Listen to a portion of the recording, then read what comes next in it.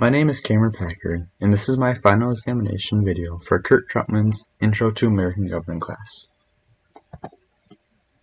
We are currently living in the age of technology, and in recent years, the use of technology has exploded.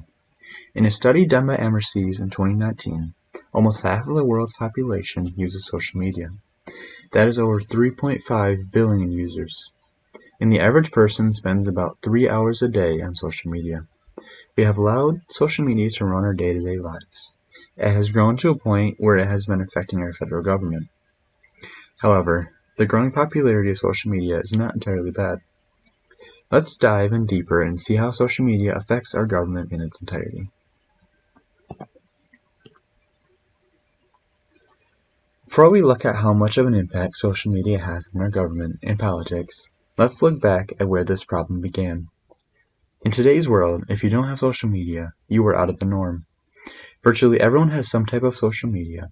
It may have just recently become extremely popular, but companies have been running social media for well over 15 years. Facebook was released way back in 2004. Facebook is also the world's most populated social media site. There are roughly 2.8 billion monthly users on Facebook, and that number is constantly rising. Other very popular social media platforms, such as YouTube and Twitter, were released in 2005 and 2006. While these platforms have been around for some time now, the increase of people using these applications is at an extreme exponential growth. That growth has still not reached its peak.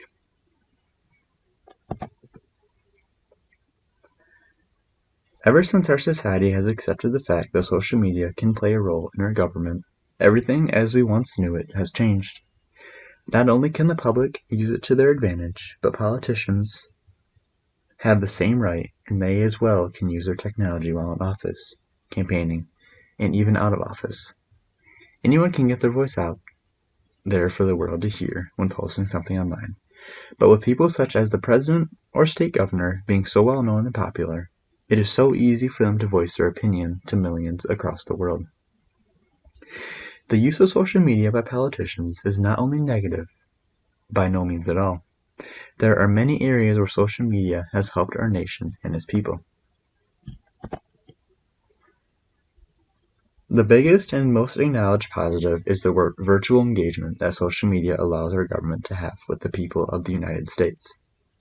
Before this age of technology that we are currently living in, the only time that people would see and hear the people in power would be during an occasional speech or news reports that simply relay their message across to the public. Now, these senators, representatives, and the president can pick up their phones or computer and communicate to the nation. For example, they can spread the news of a new policy that is being passed, or simply give out some encouraging words to their supporters. Due to the advanced technology of social media, these words can be accessed by anyone across the world instantly. Going hand in hand with our politicians being able to communicate with the public, all of those people can engage themselves with the politician via social media. Whether it is a good or bad comment, freedom of speech and the endless possibilities with social media give us a stronger connection with the men and women in our federal government. And a topic that has been all too relevant for a little over a year is the global pandemic caused by COVID-19. We have been going through a health crisis unlike we have ever seen before. Throughout the lockdown, we have been receiving critical information on how to stay safe and updates on case numbers. And since we were distancing ourselves from others, the use of social media helped spread the word tremendously. As seen on the Centers for Disease Control and Prevention website, or the CDC, they have a lot of information listed on what they stand for and information regarding their fight against COVID-19. Unfortunately, not all social media mixed with our federal government is positive. A statistic from the Pew Research Center's Fact Tank states that 64% of Americans say that social media has a mostly negative effect on the way things are going in America currently. And only 10% of Americans stated that social media is having a positive impact on the way things are going. The root of this problem ultimately stems back to what information the public is receiving, and more importantly, how easily they are getting it. Misinformation can be very easily spread and taken as the truth by the public. The phrase, "don't believe everything you read online," is often heard, but Americans have seemed to have forgotten that. The main stem of misinformation is caused by fake news or news bias. Especially in government, this has always been common. But as for the use of social media continues to grow, it has become the new normal.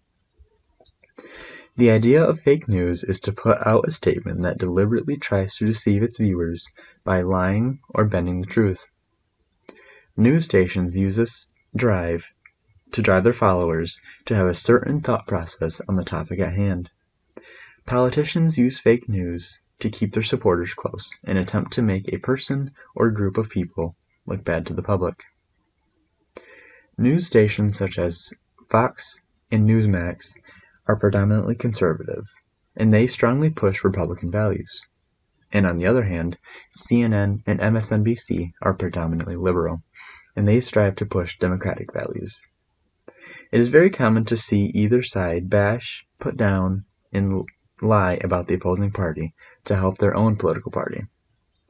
It now is extremely difficult to decide if what we are hearing on the news is truly factual information. While talking about this topic, Michigan Representative Bill Huizenga states, "One of the challenges we have seen over the last few election cycles is fake news. This is a problem, and I think we will see a wave of misinformation campaigns set in, especially during election years. It will be up to the voter to determine what is real and what is intentionally distorted information." A research report titled "Fake News: National Security in the Post-Truth Era" touches on fake news regarding misinformation for domestic political agenda. This report reads, "These include viral rumors of false information or semi-truths, either shaping national opinion or affecting the resilience of a polity by actors within a state." This research report also goes on to mention how this was heavily used by both parties in the 2016 presidential election, primarily the Donald Trump campaign. For the first time in the history of our nation, our previous president heavily used the power of social media to voice his opinion and interact with his supporters. Donald Trump is notorious for his extreme engagement with his Twitter account, which no other recent president has done. During his 4 years serving as president, he posted over 25,000 tweets. He officially opened the door to politicians using their own personal social media accounts to get their voice across to the people. Not only has the door been open to politicians who are currently serving in office, but social media now also plays a very critical role in election campaigns. Candidates are now able to use social media to create new methods and tactics to reach out and gain supporters. Gaining supporters is the most important part of running for election, and the fast and easiest way to reach out to people is to use what is most popular in today's society, and that is social media. Methods used before social media include television commercials or the newspaper. Now, with the help of social media, candidates can use methods such as Facebook posts, live stream speeches, and text messaging.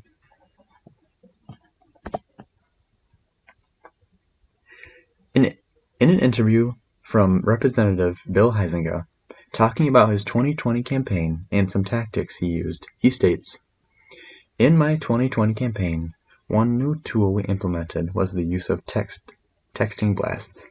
Here, we could target specific demographics with tailored messages and media clips.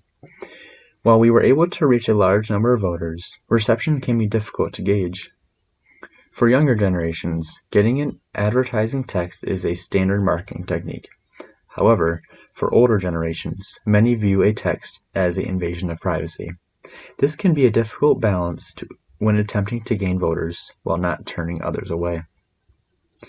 Mr. Huizenga used text messages to reach out to supporters, and each text message was tailored to a specific age group. A text can be sent in the hopes to be read by everyone. However, it may only be impactful to a certain group of people, depending on how it is worded. A large problem when it comes to voting is the lack of the younger generation going out and exercising their right to vote. So many young adults simply do not get out and vote when election year comes around. However, thanks to social media, those numbers have begun to rise. In the 2020 election, about 55% of youthful people used their vote across the nation. And in Michigan, about 13% of all Michigan votes cast were from the younger generation. This increase is directly impacted by the use of social media. When talking about young people's votes, Bill Huizenga states, "The use of social media to gain new information is the way of the future for young voters. People want to get their news as quickly as possible, and social media has been a great tool to share articles with followers." Unquote.